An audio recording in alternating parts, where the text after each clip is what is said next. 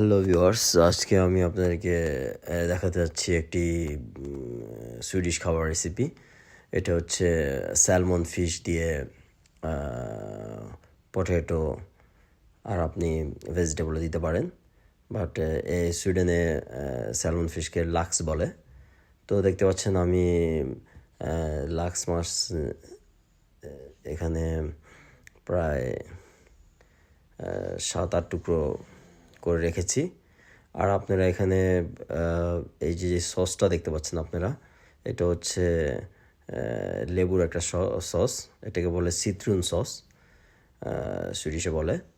তো আপনারা এইভাবে দোকান থেকে যেই স্যালমন ফিশের স্লাইসগুলো নিয়ে এসে খুব ঝটপট তৈরি করতে পারেন এই সুইডিশ খাবারটা। তো আমি একটা পাত্রে প্রথমে সসগুলো ঢেলে দিয়েছি, তারপরে স্যালমন ফিশগুলো দিয়ে দিচ্ছি। তো তারপরে আবার আমি উপর দিয়ে সসগুলো দিয়ে দিব। তারপর আমি এটা ওভেনে দিয়ে দিব। আর সিট্রন সসটা অনেকে হয়তো নাও চিনতে পারেন। সেটা হচ্ছে গিয়ে যে সিট্রন সসটা কীভাবে বানাতে হয়, আমার আরেকটা ভিডিওতে আরেকদিন আপনাদেরকে আমি রেসিপিটা দিয়ে দিব। তাহলে আপনাদের এই রেসিপিটা বানাতে খুবই সোজা হবে, এটা বাসাও তৈরি করা যায়।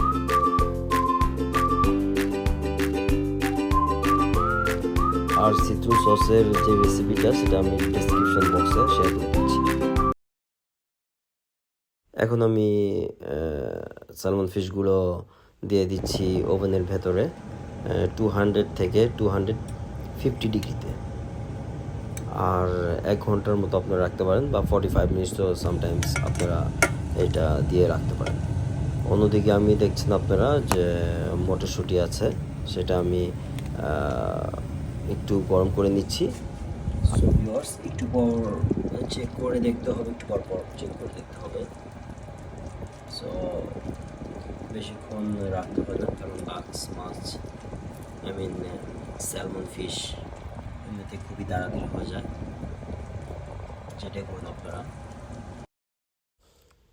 সো ভিউয়ার্স, আমার স্যালমন ফিশ রেডি টু ইট। তো এখন আমি পরিবেশন করছি। আশা করি এই রেসিপিটা আপনাদের কাছে অনেক ভালো লেগেছে, আর খুবই একটা সহজ recipe. Take care, bye bye, আর সাবস্ক্রাইব করতে ভুলবেন না।